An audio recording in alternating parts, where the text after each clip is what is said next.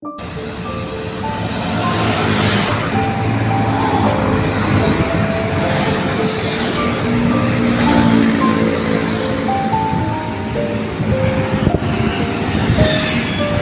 yang hilang sudah 3 tahun, seorang ayah terus mencari menggunakan sepeda.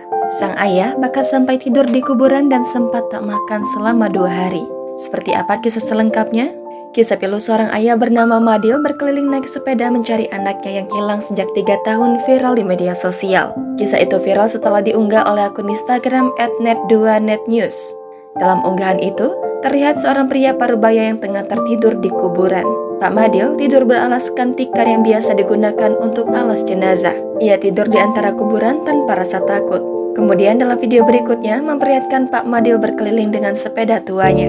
Di bagian keranjang terpasang kertas bertulis "Dicari hilang anakku". Kertas itu juga dilengkapi dengan foto anak laki-lakinya yang hilang. Sedangkan di bagian belakang juga terdapat papan bertulis "Zaki Hasan anakku hilang 081288823715", tulis di kertas itu. Dari keterangan pengunggah, anak Pak Madil yang bernama Zaki Hasan sudah hilang sejak 3 tahun. Pak Madil merupakan warga Jakarta. Ia hidup seorang diri karena bercerai dengan istrinya. Namun, ia nekat berkeliling Jabodetabek hingga Cirebon dan Sukabumi untuk menemukan sang anak. Selain itu, Pak Madil menderita sakit gigi parah dan jantung. Kadang juga kakinya kram dan tak bisa mengayuh sepeda, sehingga beristirahat di kuburan.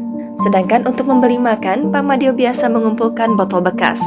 Dari informasi yang diunggah, Pak Madil saat ini berada di kuburan Batas Depok, Jakarta untuk istirahat. Kondisi kakinya pun kram sehingga tak bisa melanjutkan perjalanan.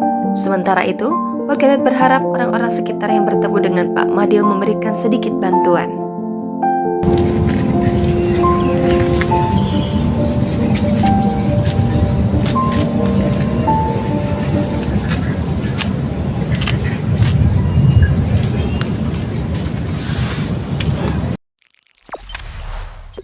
Jangan lupa subscribe, share, komen, dan like ya.